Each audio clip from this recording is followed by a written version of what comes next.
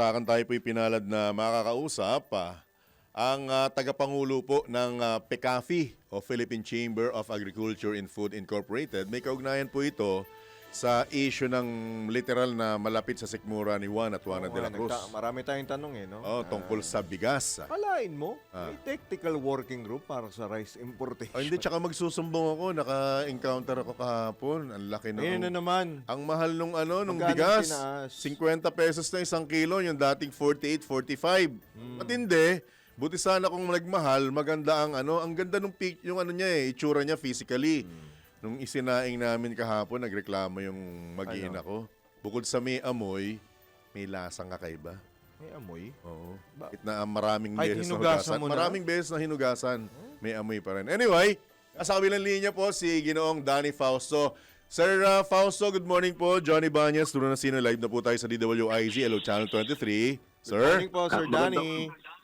Magandang umaga, John at Drew. Thank you for having me.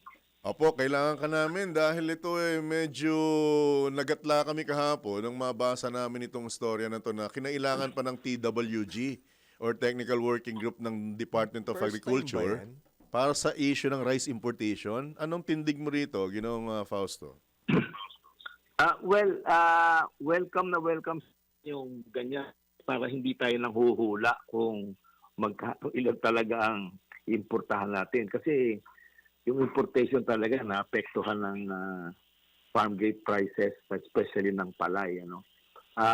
Pag malakas ang galaw ng imported rice, para masundan din kung tataas ang taripa o hindi, flexible naman ang taas ang taripa. Kasi tinamaan talaga tayo ng presyo nung nakaraang taon. May epekto yan sa atin. Yung nangyari sa nagpresyo ng 10 piso, may 8 piso ang kilo ng palay. Nakita natin yung last quarter last year, bumaba ng mga 5%, almost 5% ang hindi tinamnan na hindi nagtanim na palay na dating harvested area. Po. Yung ating production is the lowest since 2012.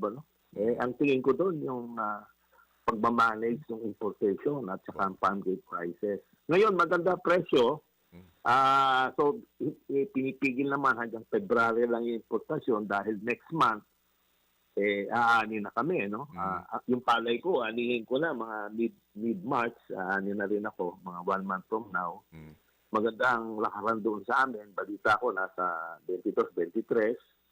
Magandang presyo yon. Sana mag-hold yon.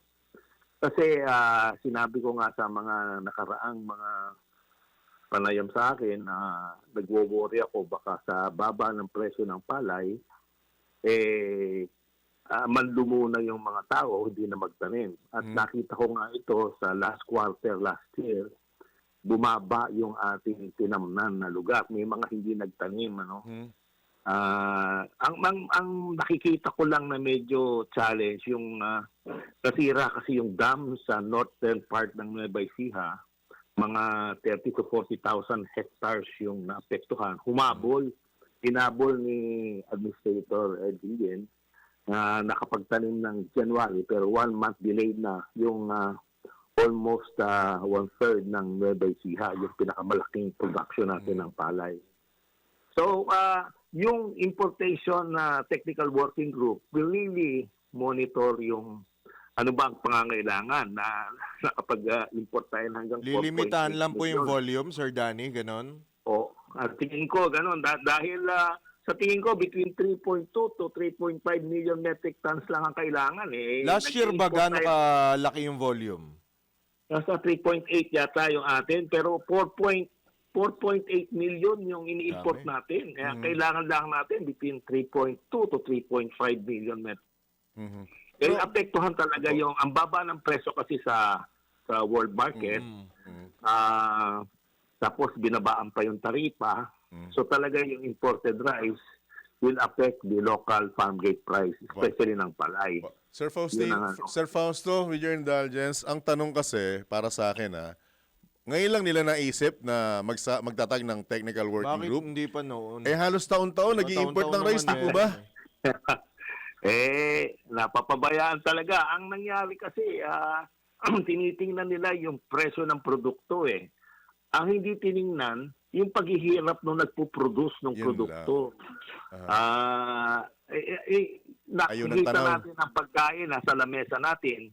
Pero ang mga kababayan natin, hindi nalalaman yung hirap at saka yung tsaga at risk na pinapasok ng mga farmer na nagpo-produce ng pagkain na nasa lamesa natin. So tinitingnan ng mga ekonomista natin yung presyo ng produkto.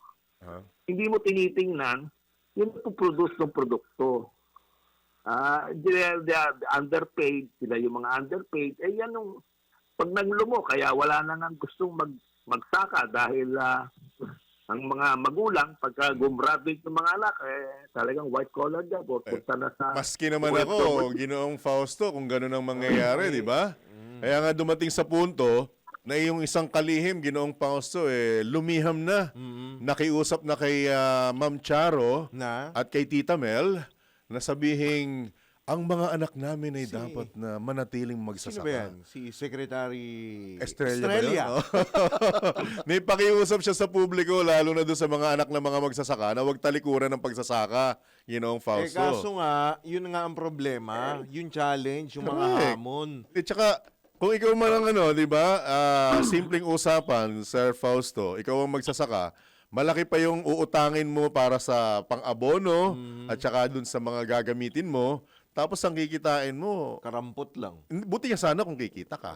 Kung abonado ka pa, di ba? Sino magtsatsaga sa hirap? Di ba, sir? Yan ang kailangan. Kasi kung titingnan mo sa agriculture, almost all of the regions are producing apektado sa agriculture. Samantalang kung industries, yun lang urban centers, yung NCR lang, saka Calabarzon, yan lang apektado sa industries.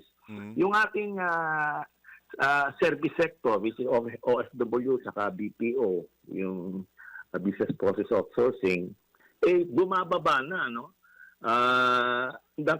Hindi sustainable yung OFW saka yung BPO. Yung BPO natin, napapalitan na ng AI yan eh. Kailangan, kung mawawala yung ano doon sa agriculture, dahil yung value process, meron kasing hindi lang mag-produce ka, kundi dagdagan mo yung value ng produkto para makarating sa merkado. But with the middlemen at saka market system natin, talagang bumababa yung kita ng farmer. Kaya nag-i-intervene ngayon at natutuwa kami. Magaling yung ating secretary, street smart siya. Nagtayo na nga niya ng technical working group at saka nag-moratorium siya version ng lupa within 6 months para hindi palit ng palit. Nawawala ng ating mga sakahan eh. No? So, siyempre, babalansihin mo yan. Kailangan mo ng housing, ng area. But we really need to take a look closely on the producer. Hindi lang doon sa produce. No? Yun ang nakikita ko. Sir Fausto? So yung palay natin, yung presyo na sinasabi naman, hindi naman masyado tumaas. Kasi 50 centimos lang hanggang piso. 50 centavos o 70 centavos lang diferensya week on week. Last week, saka nung isang yung well-milled, saka yung regular milled. Ayos pa naman. Titingnan nyo lang at baka may mga trader talaga o retailer na madadaya, nag-ahalo ng mga Hinahalo nila yung mga ng bigas eh. Usually ganun ang ginagawa nila. Fausto, hindi po ba darating ang panahon na magiging computerized na rin pati ang pagsasaka? Hindi nyo ba nakikita ngayon? Or automatic. Ganun, Automatic? maging- Or robot na talaga? Yung Kasi yan ang yung digital- trend ngayon eh. Yung digitalization ng ating agricultural production using satellite, yung mga meets and bounds, saka yung total coverage ng area, kung ano yung na-plant talaga, how many areas are really planted, can give us a forecast, a projection, ano talaga yung aanihin. Kasi pag nalaman natin kung ilan ang tinamnan, barring the climate change, mapoproject natin kung kukulangin o hindi. Hindi tayo talaga kung hahabulin natin yung sustainability, medyo mahirap panindigan yon dahil ang basic the basic problem kasi ng bansa natin is geography. We have 7,641 islands. 2,000 aliens lang ang habited. Kaya pag dugtong-dugtongin natin yan, pag yung mga hiwa-hiwalay na islands na yan, kaya may issue ka sa logistics, sa processing, yan na nagpapataas ng presyo. Opo. Kumpara mo sa ibang ASEAN country, contiguous yung area nila, unlimited yung irrigation nila because of the Mekong River. Tayo, we spend billions para maglagay ng irrigation para irrigate natin yung ating mga lupa. Yan yung mga challenges natin, yung mga headwinds. Pero ginagawa na nila ngayon yan. At siyempre, hindi naman magagawa ng overnight. End of 2023, naging secretary si Secretary Laurel. 2024, tinamaan tayo ng El Nino, La Nina. 2025, bumawi tayo. Pero disappointing pa rin yung ating bigas, yung palay, dahil we are expecting mga 20.6 million metric tons dapat. Ang anihin natin, nasa 19.8 lang tayo. Mga This year ba yan, Sir Danny? Dapat 2025. Pero We are this year, expecting- ang projected Baka- natin. Baka maganda ngayon kasi ang El Nino kasi ang kalaban dyan, yung mga peste, diseases, yung mga guyot, no? La Nina. 3 years naman ang dating yan 2024 dumating sa atin.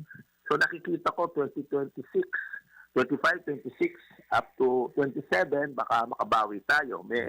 Tingin ko 2026 may mga moderate increase pa rin tayo. Ngayon nasa 3.1%, napakataas, ano? Ang average kasi ng Asia, ng ASEAN, sa 3% ang average growth ng kanilang agriculture sector. Medyo nakalaban na tayo doon. Nakalaban na tayo. Sir Danny, ano nangyari dun sa mga palay na pwedeng itanim, tumubo at mabuhay sa ilalim ng baha? Ano na nangyari dun?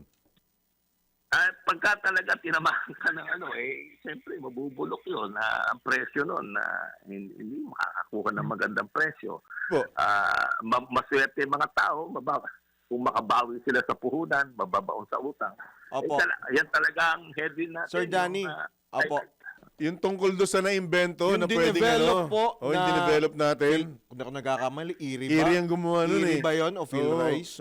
Nag-develop sila ng flood resistant palay. Depende siguro sa baha, ano? Kung lapas tao ang baha. yun lang. Yun namang palay basta mga 3-4 na araw na nakalubog yan. Pag mga after 2-3 days lumitaw yan, makabawi, makakaahon. Hindi, lalo na sa stage na wag lang yung aanihin mo na, no? Yung may bunga na, mabubulok yon kasi Opo. mababa ang Apo. tubig. Sir Danny, ang RCEP ba nakatulong ng lubusan sa ating mga magsasaka? Dalawa yung asset natin, isa yung fund, Rice Comprehensive Yes, Enhancement opo. Fund. Yung isa naman yung regional cooperation. Yung RCEP, ginagawa nila dahil nagpapawala sila ng mga machineries despite hahabulin mo ngayon yung consolidation saka yung kasi para may economies of scale ka, ang average size ng ating magsasaka na sinasaka na sa 0.8 o per hectare na lang, no? Kaya mahihirapan ang magsasaka na magbenta sa NFA kahit 17 o 22 ang presyo. Yung isang magsasaka na may lupa, hindi niya kayang magbenta, wala siyang truck, no? Hindi niya punuan truck. So, papasok ang mga traders dyan na magko-consolidate. Dadali sa NFA, sasabihin ng NFA, hindi, mga farmers yung binila namin. Siyempre, yung trader, dala-dala yung listahan ng mga farmer na RFDSA listed. Puno, no? Para ibebenta sa kanila. Pero 1 or 2 days before, binili lang nila ng 11-12, babaligtad sila, pabenta ng 17 sa LFA. Magagaling talaga yung mga kababayan natin. Magagaling. Samantalang maganda ngayon ang stock natin. May 60 days na stock natin. Hindi tayo kakapusin, ha? Medyo maayos ang natin. 54% ang increase ng stock ng NFA. 54%. Good for good for ano po yan? Good for sa tansya ko, 2.3 million metric tons sa hawak niya ng January. Nasa 61 days, depende sa 61 daily days. consumption. Ang ating 2 months, estimate, 2 months. 36,000 to 38,000 metric tons per day ang consumption natin. Sa 4.3 million metric tons, 2.3 million metric tons, yun kayang-kaya ng mga 61 days. Which is comfortable. Dati, ngayon, nasa 19% ng total stock nasa NFA. Dati, nasa 5% lang ang stock. So, Pinas. wala na tayong aasahan na pagtaas ng presyo sa retail, Sir Danny? Do you... Sa minomonitor ko yung bantay presyo ng DA, hindi naman. Tumaas lang ng 50 centimos sa kilo magmula nung... Sa ibang lugar? This is, ang estimate na 20 public markets to sa NCR. 20? Monitor siya. Yung 20 palengke, tinikuha nila yung average. So, mamomonitor natin yung presyo talaga ng well-milled tsaka yung regular milled. Ang well-milled, regular milled naman, yung regular milled, mga diferensya ng 4 na piso. Kasi tapos yung premium, which is 5% broken, 5 piso lang ang diferensya. So, yung sinasabi natin na may amoy yung bigas, titingnan lang natin ang mga buyer kasi may mga retailer din talaga na kaso suki ko na yung nabilhan ko kahapon, Sir Danny, pero ganun pa rin ang nangyari. Sempuan ka. Oo, may iba. Tingnan mo ulit kung suki ka niya. Oo, sige. Balikan ko, susumbong ko siya, sasabihin ko kaibigan ko si Ginoong Fausto. Lagot ka. Hindi naman. Ano yun? Hindi tama yun sa food safety. Baka, Opo. Alright. paano yun. Sir Danny, maraming salamat sa pagkakataon at sa mga susunod na araw, muli ka naming aabalahin pag kami issue pa rin tungkol sa Sige, Jack. pagkain ng pag-uusapan. Sige, Salamat po, Sir Dan. Thank you, sir. Good morning. Magandang umaga. Apo. Ingat po, po, ingat. Good morning. Alright. O si Ginoong Danny Fausto, ang tagapangulo ng Philippine Chamber of Agriculture and Food Incorporated or PICAFI. Mga naman siya, no? Maaring ang turing ko dun sa